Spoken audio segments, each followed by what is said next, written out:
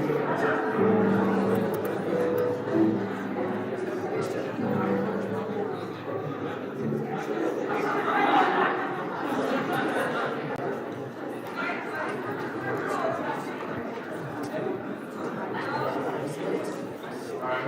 everyone to our Apex State Youth Workshop. We're glad you're here and we look forward to learning together tonight. My name is James Bradford, I'm in the White Oak Board, and I'll be conducting this meeting. I'd like to recognize our state president, President Brianna, who's presiding at this meeting. We'd like to give a special thanks to Captain Rula from the Marshall Wood for providing prelude music. And we'd like to also thank Catherine Bloomfield for creating the flags to promote this workshop. And Yasmin Williamson from Marshall Wood will give an opening prayer.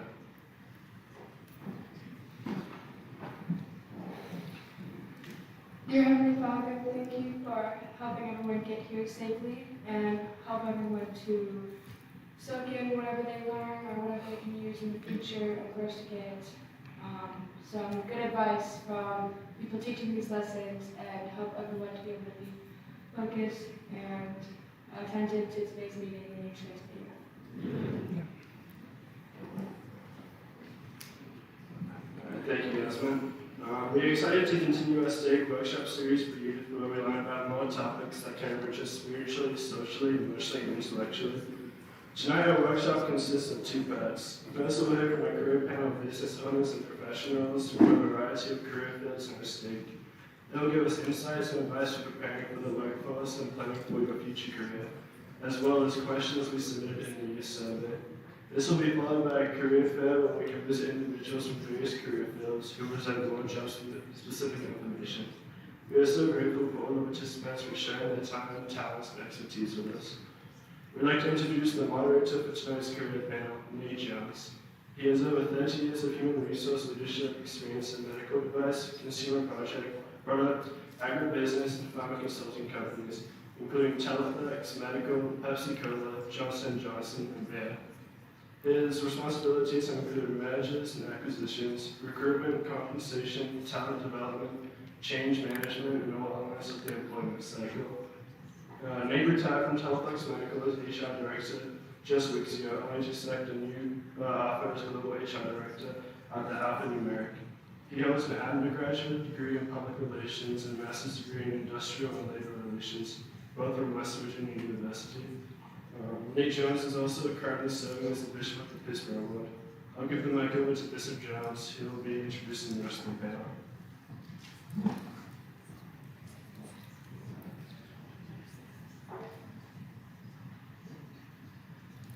I'm shorter than they think. Can you bring that down for me just a little bit? Thank you, sir. Well, good evening. I want to say good morning because I'm used to being at the pulpit when it's morning, but it's not morning. I am delighted to be with you today. We are reprising our roles from the Stake Youth Conference, but there's quite a bit more that's bolted onto this evening that I think is going to be of tremendous value. I know they're going to speak to what's surrounding the corridors here of learning for you if you stop and ask with every function you can imagine of professional opportunities.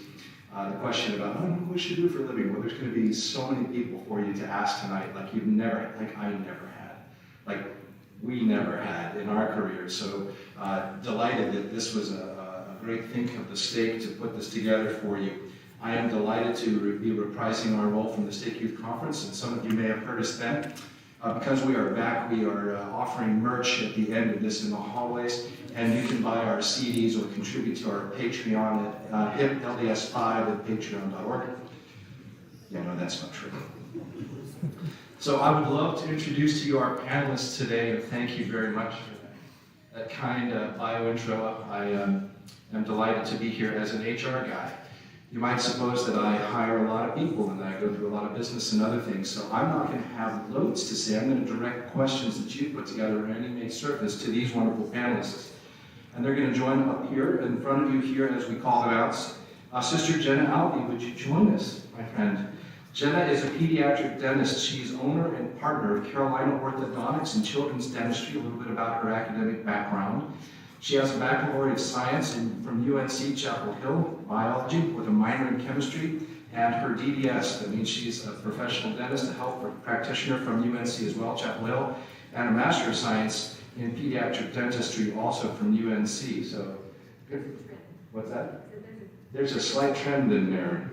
So we're delighted she's here. 3 years in public health, 2 years in academics, 2 years as an associate, and 5 years as a partner owner in a private practice of pediatric dentistry. So, ladies, there's a professional for you to look at and say, wow, can I do that? And the answer is yes. And guys, you too, you can do whatever you want. I just want to draw some power. We've got some good balance here, men and women up front. I just absolutely love that. In terms of the price of entry, we had these points. She indicated that she loves being able to help families and navigate tricky situations, whatever those might be, and help them find a solution that works for their family and child. So we welcome Sister Albie. Brother John Farnsworth, would you join us, please? John is the Executive Emeritus and former COO, Chief Operating Officer of Epic Games, who lots of you will know, but impressive also is that he is retired full colonel in the U.S. Army in military intelligence, which is fascinating stuff for me anyway. You get older and you learn about what's really going on in the world, and a lot of these guys know it. John's background academically, baccalaureate in history, Arizona State, a Master of Arts in Middle Eastern Culture and Society and International Affairs, George Washington University, and then project management professional certifications from IBM and GWU. He is Colonel retired U.S. Army Reserves, National Guard, Military Intelligence, multiple video game startups, and he said some succeeded, some failed. That's interesting. And he also, I've introduced previously, was COO of Epic Games. He has had experience as a startup engineer, startup and nonprofits, counter-narco-terrorism, United Nations joint operations, peacekeeping, strategic intelligence, and on it goes for video games, etc. So John has a very rich and broad background, and essentially 2 chapters of a career, and now I know John personally. John's kind of going into a third. Would that be about right? The things that he loves about his work, the price of entry, what interested in him and what might interest you. I love the variety of the work that I've been blessed to participate in a global footprint, John wrote it. It's mostly been creative chaos, strategic thinking, and problem solving. We're delighted to have John here. Veronica Romney, whom you may refer to as V. V, would you join us up front? V is a dream team architect, and she is the founder and CEO of veronicaromney.com. Her academic background is baccalaureate of arts and global marketing from BYU Provo. She also is former chief of staff and senior marketing executive turned dream team architect, and she'll tell you what that means. It's pretty cool sounding, isn't it? Consulting for 7-figure online business owners and personalities, which definitely at that level you're going to deal with definite personalities. Wanting to build teams to help them scale to $10 million operations. She has background as online marketing education, and what she loves about her work is she says, I love working with teams and visionary types like Walt Disney, Steve Jobs, Elon Musk, and those folks of the world. She rubs elbows with people that are visionaries and try to make it happen in real life. And finally, Brother Adam Villarreal, who is owner and CEO of Insight Pest Solutions. Adam has an undergraduate degree in public relations and interpersonal communications. He has sales and sales leadership experience, extensive operations, management leadership experience, executive level marketing experience, and he's been a business owner for 13 plus years, probably 14 plus now, because we wrote this about a year ago. And I've known most of the folks up on the panel now for many years, some of them for the last year. You're looking at business leaders up here, folks, in lots of different corridors. Adam's area has been general pest, lawn, and ornamental, public health and wildlife services. The things that were interested in him and his profession included developing people, secondarily, doing something that has a genuine need, and third, something that relied upon his ability to influence personal relationships. So that's our panelists, folks, so I think you're going to be able to find something from any one of these, or all of these, that inspire and edify you. So as I always bookend things with a couple of thoughts up front, and my thoughts for you up front, you'll be edified today if you don't just walk around the halls and engage in just chit-chat. You will be edified today if you walk around and you meet people that have something that they can tell you about professions that you might have an interest in, or might sound interesting to you today. You have professionals from so many corridors. I was blown away by what I saw as I walked around the hallways. Secondarily, learn to love working. All work, regardless of what it is, has value. Work brings pleasure and joy. Not always at the time, but there is value in having a good work ethic. Third is ask questions tonight. Ask them today. Ask them tomorrow. Don't wait until you're 17, 18 to start wondering about those questions. Ask them tonight. You're here. Congratulations, you're smart. The next thing that I would have you understand is that all work has value. All work is respectable. Finally, it is not evil to seek a job that pays in your currency and offers the flexibility that you want. Currency doesn't mean cash. It could mean cash. Currency could be flexibility. Currency could be travel. Currency could be intellectual opportunity, etc. Whatever moves you, whatever your vibe is, you can find that in work. And that is what your currency is, has value to. So let's get started. Anything you guys want to say that I missed? No? Okay, well, groovy. So we're going to begin with a couple of questions, and then I'm going to let you ask some. And we have some questions that we seeded among you. You guys ask these questions of us. I'm going to ask a couple, and then I'm going to turn it out to you to see if you have some. I have until 1:45, and I'm asked to stop our discussion at that point. I'll offer some thoughts along the way if I have them, but generally speaking, my role as the moderator is to make sure that we get an even spreading of response up here. And trust me, it worked just fine last time. These folks have lots to say because they love you and they love the Lord, and they know these things have great value to you in your perspective. What you do professionally matters, and what you do to magnify the talents that God has given to you matter. First, I'm going to drive in with a couple, and then as you think of some, I'll let you ask them. How do you identify the best major for a field of study? V, I'd like to come to you on that, and then we'll let you go where you think from there.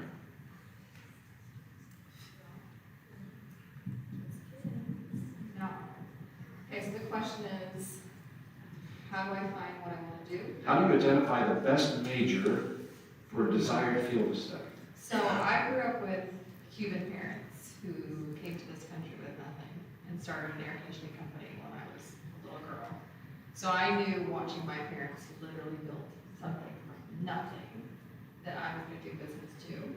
So I will say that where you're going to find most of your inspiration is by watching other people. And it can be your parents, it can be your friends, it can be your friends' parents, it can be stuff that you see online. But for me, it was the direct impact and influence of my parents that made me decide to go into business. John? I would say, and I probably can speak without the mic, I would say for me, not everybody needs to go to college. College is not the only entrance for careers. And there's a lot of other things you can do. You can look at community colleges, you can look at tech schools, you can look at other things like just starting your own business like her parents did. They just started a business. So if you go those other routes, talk to people, watch people, and if you choose to go to college, take a variety of different courses when you first start just to get a sense of what do I like and what do I not really like? What am I interested in? Because if you find where your interests are, you're going to find you're going to be challenging yourself, you're going to be curious, and you're going to excel in that area. Jen, I'm going to come your way. So, I knew what I wanted to do, but before you can head directly into dental school, you have to have a 4-year degree before that. And so, there's a lot of prerequisites that you have to take for dental school. And I really liked sciences. I was a STEM kid growing up. And so, I was looking at all the different options. Biology fit most with what I like to do, and then also fit with the prerequisites for what I wanted to do for dental school. There's not a lot of other things that I had to take in order to get everything that I needed for dental school.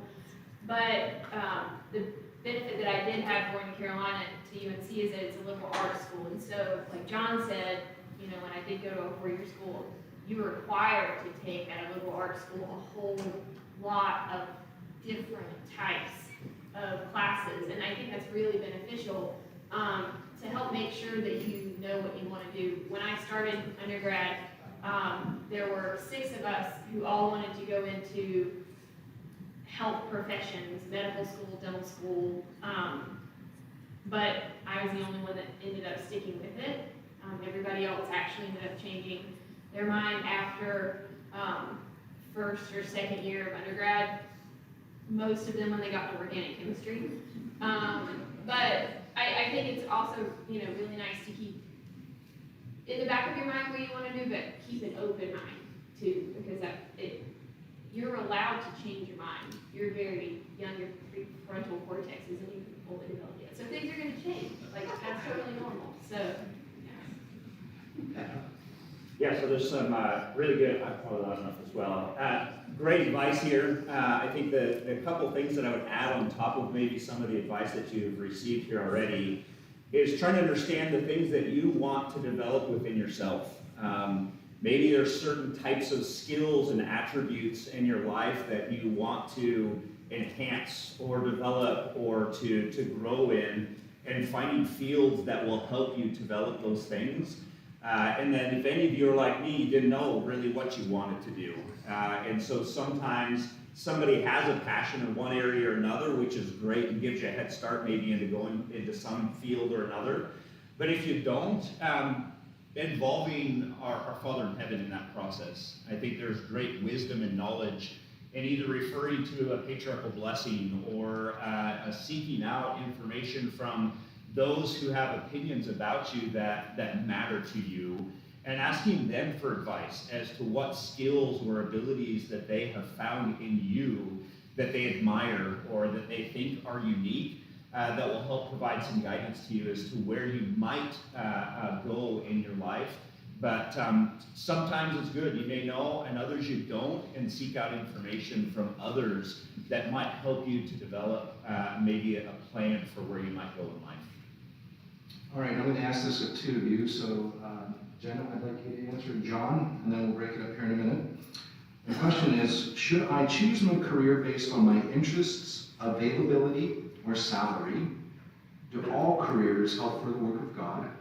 And if I'm a young woman, can I choose to be a mother? And if you're a young man, can I choose to be a father and have a career?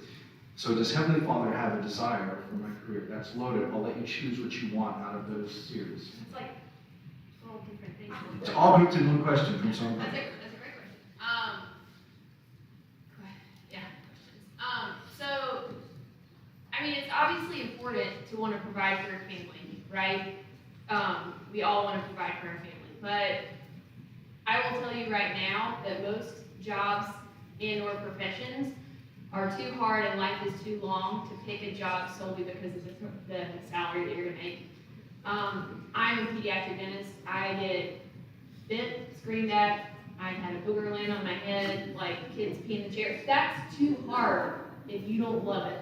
You can get paid a whole lot of money, but if you don't love it, like, that's going to be a long time. I went to school for 11 years after high school. That's a long time to go to school if you don't really feel passionate about what you want to do, and you cannot make enough money to put a Band-Aid on misery if you're not happy in what you like. So that's the first part. So yeah, it's nice to make a good living, and you should want to provide for yourself and your family and those around you, and that's totally fine. But I would not make that your first priority. So the first thing that I would do is find something that you're interested in that you really like. Luckily, you all live in an area that has a huge amount of resources, people around you that are willing to take the time out of their day to answer your questions, or ask questions of you and help you navigate that. And I would say use that wisely. And then I forgot some of it. So I'm just going to come back to the parent part. Parent career. Yeah, I'll do the parent career part. I have 3 kids. My husband works full time. Veronica's in the same boat. It is not easy, but I don't think that anything that you do in life worthwhile is easy. There are days that I feel that I'm a better pediatric dentist than I am a mom. There are days that I feel I'm a better mom than a pediatric dentist, and that's okay. I don't think that it is reasonable for you to expect that everything is going to be peaches and cream in life. Whether you're a stay-at-home mom or a mom that works full-time, it's hard. Being a parent is hard, period, no matter how you do it. And, but it is possible if that's something that you want to do. It was never a question to me whether or not I was going to work once I finished dental school and after I got married. It was never a question. And it was never a question for me that I wanted to have a family. So we make it work. Listen, some days are a hot mess, but you know what? Like, that's life. I don't know if Veronica or any of you guys. I mean, I think we all, it's, yes, so it can be done. I'll jump in on that last part because for young men and young women, it's the same. Our goal is to become like our Father in heaven and our Mother in heaven, right? We have parents in heaven. We have divine origin. We are divine sons and daughters of God. So the whole purpose for us to be down on this planet, to be in these hot messes, is for us to become more like God. And we can do that in many, many, many different ways and many different resumes, right? Heavenly Father and Jesus are not going to be upstairs checking our resume when we come to the pearly gate. They're going to want to know, were you a good father and a good mother and a good person? Did you love your neighbor? Did you love God? Bottom line, that's why we're here. Now, while we're here, we also have a brain with a lot of gray matter in it. Some of us have more than others, and that's okay. Everyone has some gray matter that they can do something. So when you go out to do something that you're excited about, you're passionate about, you love. Don't do it for a check, for a dollar figure, because that will burn out in time. And you'll just see the money come in, and you'll be like, I hate going to work. And you have the big bank account, and you hate your life, and you hate your house or your car or whatever. Do something you're passionate about. And as you do that, you're going to recognize, I'm going to have to make choices. And there's a line from my patriarchal blessing that says, consult wisely with the Lord. So the Lord told me a long time ago when I got my patriarchal blessing, talk to me and ask me questions about your life, your career, who you're going to marry, what you're going to do, where you're going to live, how many kids are you going to have? Because all of us that are working, you have to go through those processes in your mind and go, how am I going to get through these hot messes? Because they're going to come, and there's joys, and there's excitement, and there's some downtime and some rough time. But if you listen to the Lord and consult wisely with the Lord, you can do anything, and you can be married and have children and a wonderful family, and it will be happy because you're trying to become like God. I'm still back on a booger stuck on her forehead. It's a true story, it did happen. Jess can attest to it, sorry. I think I just leave it there. I wouldn't say anything. Anyway, so thank you for that. Those are great thoughts. Now I'm going to throw a couple more out. V, I'd like you to answer this. I remember your answer on this one particularly. Adam, throw in on this, and then I'm going to open up a question to all of you after that. The question is, what's the best interviewing tip? Best interviewing tip. Now, V, I remember you talking on this because it was so different than what I thought would be the answer. Gosh, now I remember what I said. It was brilliant. Let me think of another thing that I could say that was equally brilliant. You talked about leaning in. How did you remember that? Wow. Okay. Well, I don't know if this is what I said, but I will tell you I've been interviewing a lot lately for some clients that I've been working with, and I love when a candidate comes into the interview ready to grill me. So normally in an interview, right, you're coming and you're expecting to be asked a ton of questions, and we're going to ask you a ton of questions, right? Like, what's your hobby? What's it? It's going to get harder as the interview goes on. It starts with a softball and it's like a curveball. But my favorite interview experience is when the candidate, I'm like, okay, we're all done. I'm going to leave the last 5 minutes for you. Do you have any questions for me? And they take out their notebook and turn the page, and it's 10 questions, and bring it on. So I really, really like it when the candidate actually interviews me equal to what I interview them, because they're as sincere about this exploration process as I am on behalf of myself and my clients. So I will say, when you go to an interview, you are equal worth to me. It's not this power struggle where I'm up here and I'm controlling your destiny. I don't want you to look at that. It shouldn't be like that. You have gifts and skills and talents that I want too. So make me earn it, because that puts you in a really great position to be desirable to the person who's hiring you. Yeah, so, gosh, I've done hundreds and hundreds of interviews over the years. V brought up a good point about, being ready to ask questions. Everybody wants to feel important, right? And so when you're asking questions that are good questions, it makes the person, the employer, feel important. And so I think that's a really good part of that. I would do a lot of research in advance of the company that you're interviewing with, so you have a good idea of what types of questions to ask about the business itself, which is really good. A couple of things that I would kind of think about is being real. And what I mean by that is you can spend hours and hours online looking at different questions that an employer might ask you. And I think an employer that has done a lot of interviews knows when they're getting like the primary answer, right? Like the read, the pray, but in a business world, they can sniff those out from a mile away. They don't want to hear a lot of that sometimes. They're wanting to understand real things. And so a couple of things that I would think about is maybe think about some of the weaknesses that you've had in your life that you've improved, or some of the current weaknesses that you have in areas that you want to develop.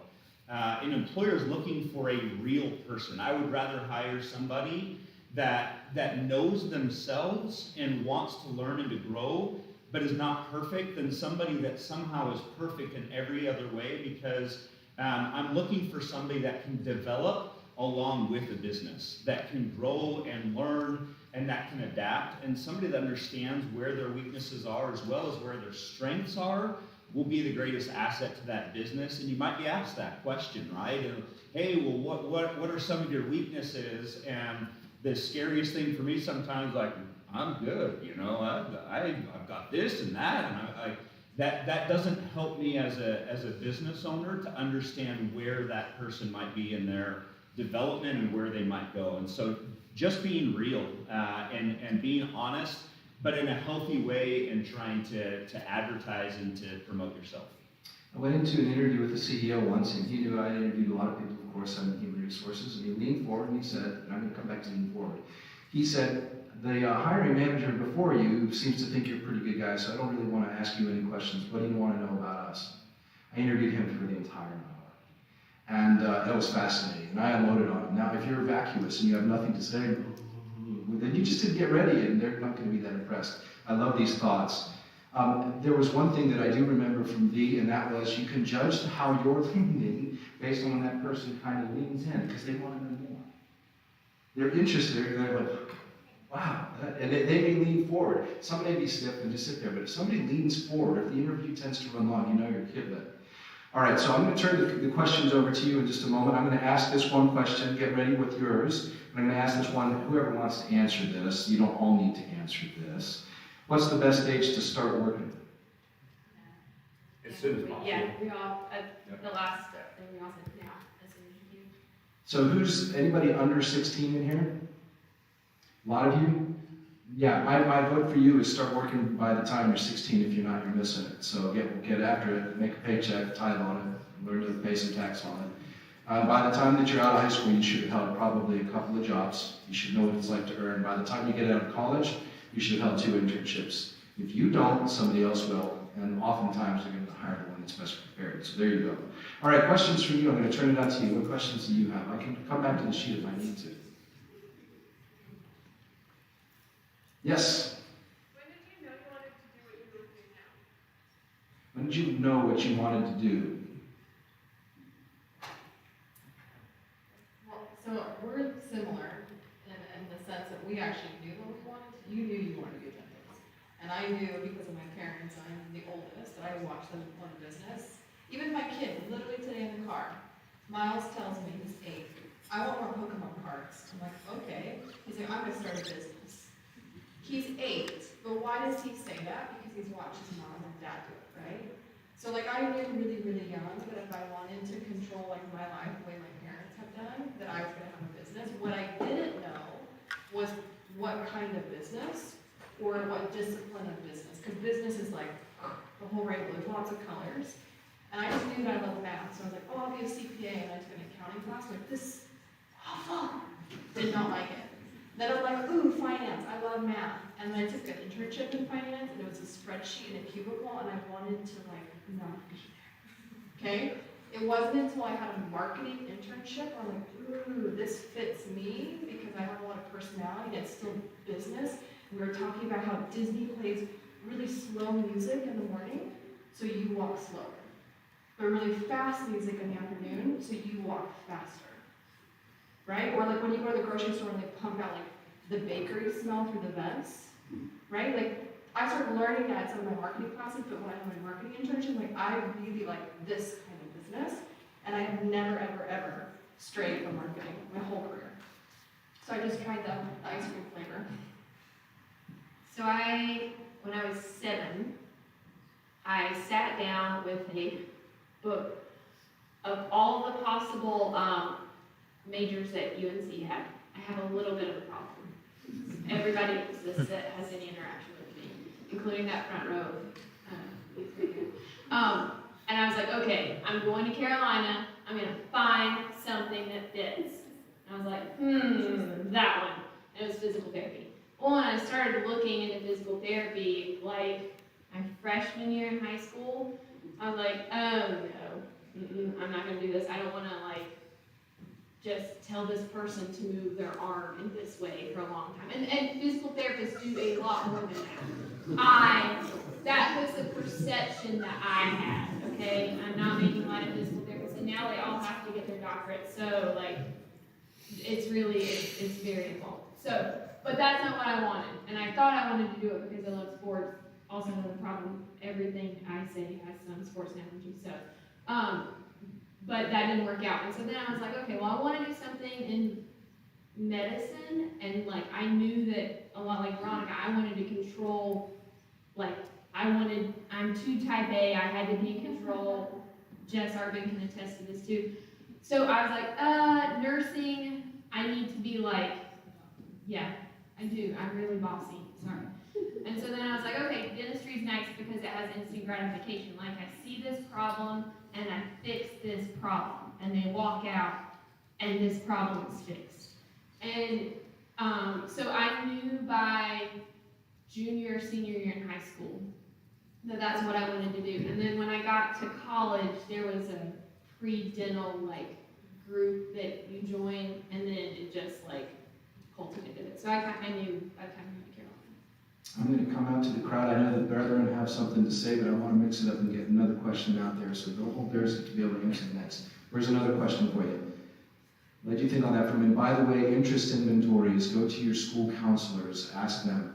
Say, hey, look, and some of the old ones are called Fire B, Strong Campbell. They're still around, and I'm sure they're newer ones. They're forced choice inventories, and they tell you, you identify with interests like these, you do not interview, or you do not identify with interests like that. They are things that help you kind of say, well, I tend to, as she said, maybe I don't want to be a physical therapist, but don't just kind of, oh, no, I'm just going to figure it out. No, you won't. Go get an interest inventory and figure out where you align with things. Take a look. Don't be passive. Careers, there's a saying, some people make things happen, some people watch things happen, some people wonder what happened.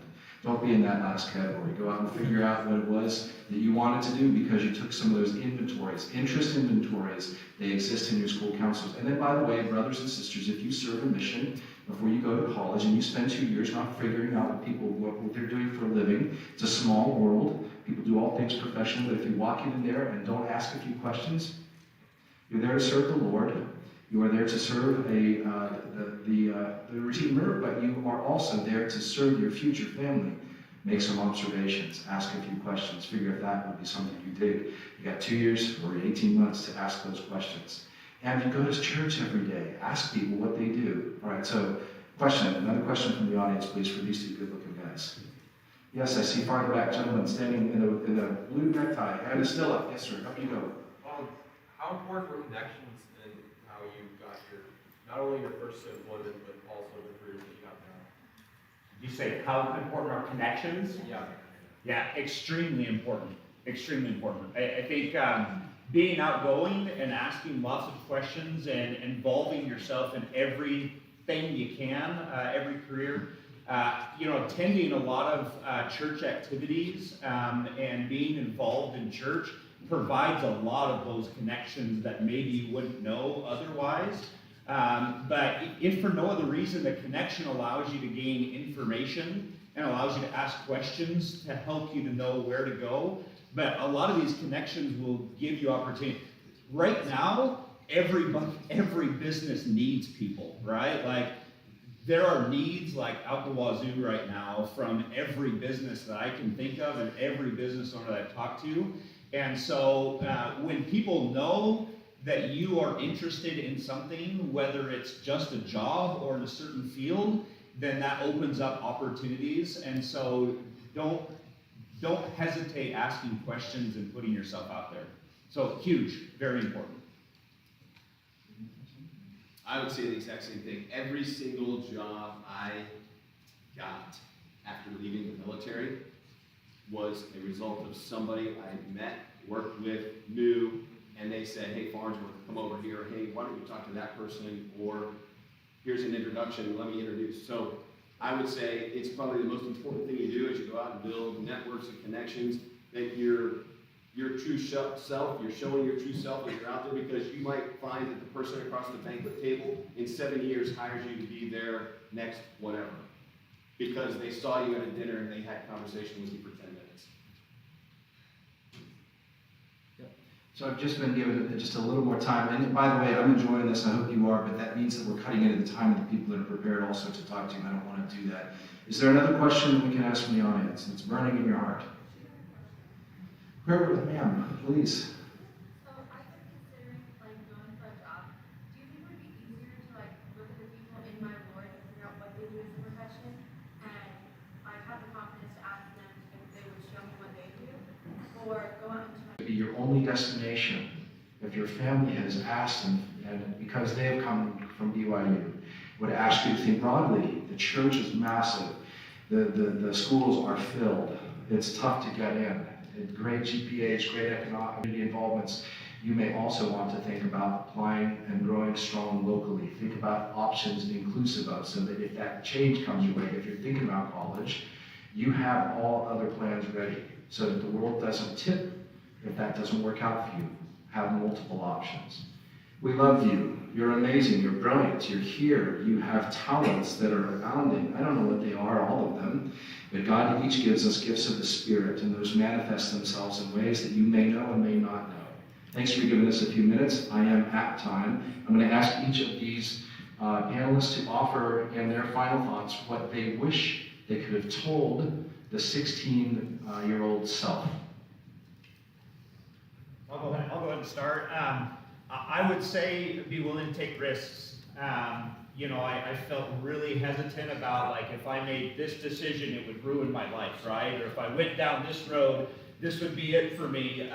Be willing to take risks and be okay with failure along the way, because I tell people a lot, I can tell you what not to do, right? And that's how I've learned throughout my career, is I've made a lot of bad choices, and I'm not saying like bad in the sense of like, oh my gosh, I intentionally, but I made decisions that are like, okay, this is the best thing that I can think of, and it didn't work, and then I tried something else, and then that worked, and then did something else, and so it has been through those failures or things that didn't work that has driven the biggest success in my life. So being willing to take risks, even though there may be failure attached to that, because that's part of the journey for success. So be willing to take risks and not be afraid of that. I would say stay curious. She's going to say stay curious as well. But really, for me, I didn't know, for the young woman that asked, when did you know what you're going to do? I still don't know what I'm going to do when I grow up. I am kind of a goofball, and I do a lot of different things. And so be curious. And if you're always curious and thinking about new stuff and learning new things and excited by information, I mean, the world's going to change. I was, in 1985, I was 20. So just think how the world has changed since 1985, a lot. And your careers and jobs and ideas are going to change. So just be curious and roll with it, because new technologies are going to pop up that none of you could even think of.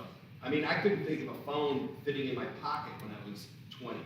And now we all just think it's normal. So be curious, stay learning, and enjoy the ride.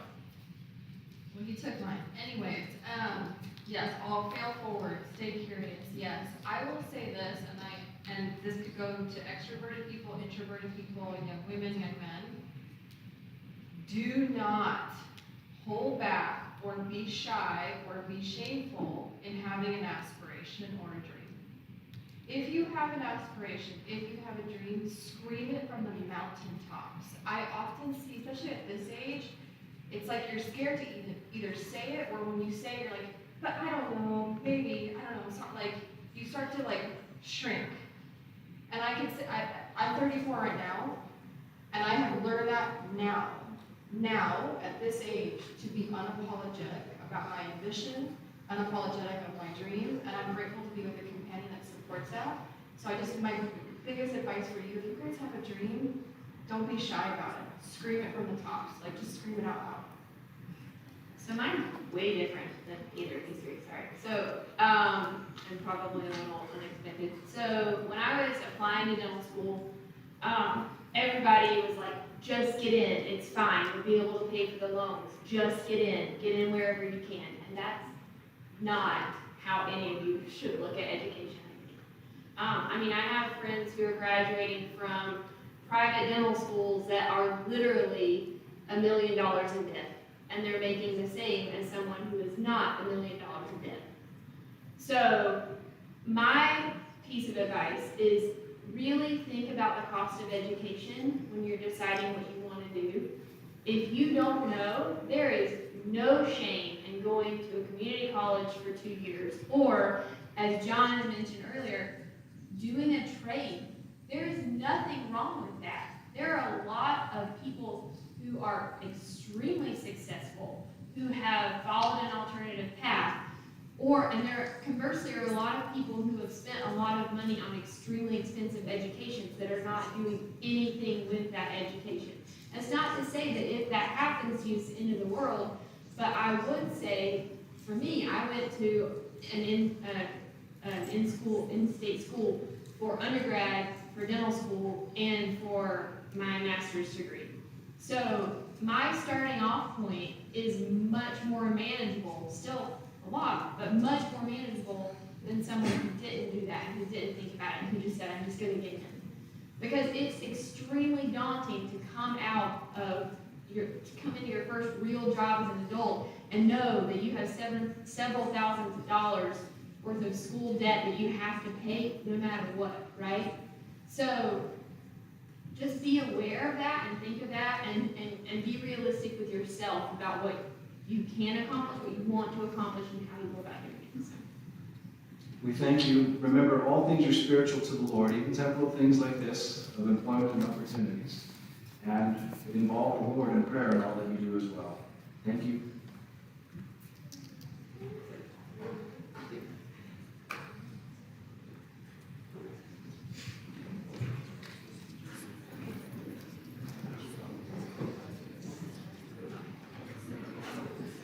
Thank you so much, Nate Jones, John Farnsworth, Jen Alvey, and Veronica Romney, and Annabelle for sharing such insightful information about preparing for a career.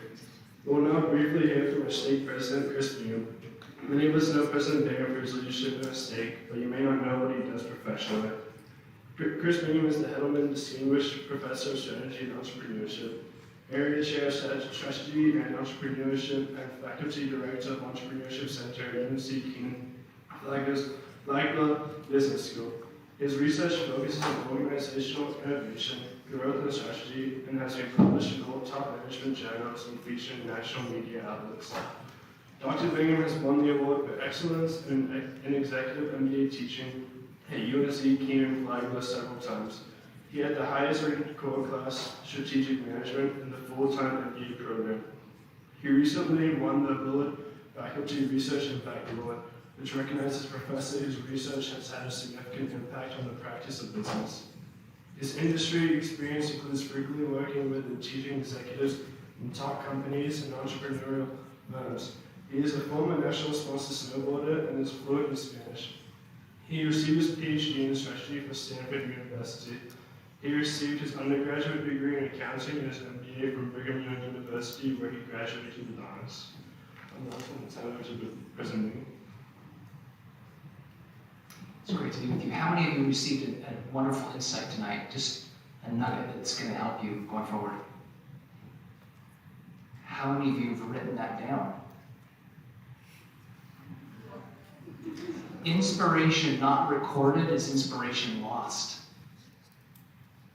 That's a gift that you just received. We often think, wow, that was a great insight. I'm going to remember that one. One tip is this. Always have a pad of paper. Always have a phone. Always have something to record insights. You think you're going to remember these things, but you won't. And so Have something to record these flashes of insight. Those are gifts from the Spirit that will pay big dividends for you in the workplace. When President Iron was going to school, his dad was a famous scientist. You probably knew this. He was down in the basement doing some chemistry problems with his dad, and his dad said, "Hal, we just went over these problems recently. Aren't you thinking about chemistry all the time?" And he said, "No, Dad, I'm not thinking about chemistry all the time." And then his dad said, "Hal, you need to find something that you think about when you don't have to think about anything." Where does your mind naturally drift? If you were to walk into Barnes & Noble, where would you head? If you were to open up a newspaper, which sections would you gravitate towards? Move in that direction. You never know what you want to do in life. You only know what you don't want to do, and that's because you tried it and you didn't like it. We're all trying to move down this funnel by ruling things in or ruling things out. How can you figure out what stays in and what stays out? Take a page from great companies. What do they use to help them make decisions? They have wonderful boards. They've got great boards of advisors. So my question to you is, do you have your own personal board of advisors? You probably should. How many times do we make monumental decisions in life, professionally and personally, by doing a simple pro-con analysis? You get to the end and you're like, great, this is awesome, this is now I know what I'm going to do. Or I talk to close friends and family who kind of see the world as you do. If you look at most people's social networks, if I took your network from Facebook, the nodes and the connection among those nodes, and I took your close friends' network from Facebook, the nodes and the connections among those nodes, and I map them on top of each other, what I'm likely to see is about 60 to 70% overlap. That's not great from a novelty point of view, because you're just seeing and hearing and doing things that are the same. You need to patch out. You need to go to a friend of a friend. There's strength in weak ties. Tap into the weak ties that are around here. Create your own board of advisors. My invitation to you is, before you walk out of the building tonight and get in your car and drive home, ask one of the adults if you could follow up with them at one point in time. Just say, can I pick your brain sometime in the future? I'd love to ask you a couple more questions. Start to build your board. Go back to this board. It'll be incredibly valuable to you as you go forward in life. Create your own board, personal board of advisors. The other thing I just want to say, I want you to have two images. One is the funnel. Again, you don't know what you want to do. You only know what you don't want to do. So just run the experiments. A hallmark of any good experiment is invest a little, learn a lot. So just try a bunch of things. Invest a little, learn a lot. The other image I want you to imagine is, imagine the funnel, and I want you to imagine a box around the funnel. The funnel is kind of our life, our professions, our careers. I want you to imagine a box around the funnel. And the box goes to this saying, and that is, we are spiritual beings having a mortal experience, not mortal beings searching for a spiritual experience. In other words, the box goes around the funnel. The box is not inside the funnel. The box, who you are, why we're here, frames everything in life. Everything. In Doctrine and Covenants 80, verse 3, we read the following. Wherefore go ye and preach my gospel, whether to the north or to the south, to the east or to the west, it mattereth not. You think the Lord doesn't care what you do? North, south, east, west, just doesn't matter. You think the Lord really doesn't care? No, I think he cares a lot. I think what he's saying is, just act. Just go forward with faith. Just continue to keep your covenants, and I'll help you. In other words, if you just hold on to the gospel, it mattereth not, for ye cannot go amiss. It doesn't matter. Things will work out. And it'll work out in a way that will be unbelievable to you.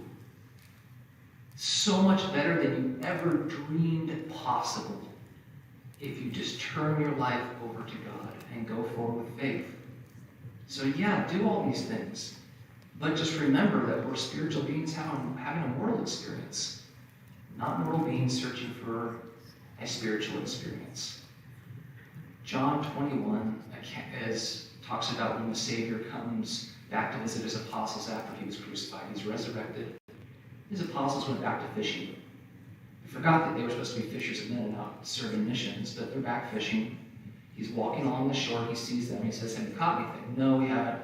"Throw the net on the other side." They throw the net on the other side. It's full of fish. Peter recognizes the Savior, jumps over the boat, comes to shore, and there's this wonderful, wonderful verse in John 21 that says that there was a fire and fish on the fire. The Lord will always have a fire set before you. Always. He always goes before you. He always sets the stage for you. Our trick, our challenge is recognizing the fires. So brothers and sisters, do all you can to live the gospel of Jesus Christ. Pay attention to the device that's here. Utilize it. Tap into the incredible knowledge and resources that we have as a stake. But remember first and foremost who you are. You're a child of God with divine heritage and divine destiny. He loves you. He's aware of you. He will provide fires for you to know exactly what to do. And it will be better than you ever thought possible. In the name of Jesus Christ, amen. All right, thank you, President Bingham, for your sense and wisdom. Now, Teacher Calhoun will give us some direction on the career path. After her instruction, Coco and Kishi of the Green Level 1 will offer the closing prayer.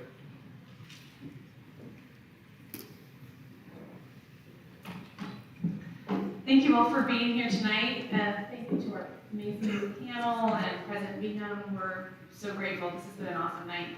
I just want to give a few logistic tips. Okay, there's going to be bells that are run at the beginning of your session and at the end of your session. So there'll be hallway bells. It sounds kind of like doorbells. So each session that you go to is going to be about 10 minutes. So just you can hear the bells. When you arrive in many of the rooms, the booths will start to fill up, and you may be directed by a youth leader to go to a different booth in that area with less people. So if you have like someone specific in that room you want to see, then you want to head there very quickly. If you miss, like as you're moving, if you have like, oh, I really want to see this person and I got moved to another room, remember we have 3 sessions and then a 4th session you can go visit at the end. Remember to thank the volunteer working at the booth. They've given up their time because they love you and they care about you just like all the people up here. So remember to thank them. Just as you've heard what President Bingham said, please expand your horizons. This is an amazing opportunity, so don't just kind of follow around with your friends. Really go visit and talk to people that you have an interest in. This is a great experience tonight. We do have signs throughout the buildings that will tell you what it is. If you signed up for specific areas, you do have priority, so you can communicate that to the youth leader if they're, so you can't come in the room and say, I signed up for this room, and they'll let you in if it's full. Looking up here, you can get a sense of where all the areas are. So as soon as Coco gives us the prayer, after the prayer, we'll disperse to the first sessions. And if you are in science or military law, go out these doors, or small business. If you are in lifestyle arts, medical, education, go out these doors. Technology's in the very back. So you can go out either doors for that. Thank you so much for being here tonight. We are so thrilled that you came to learn more about your future, and we're so grateful for you. In the name of Jesus Christ, amen.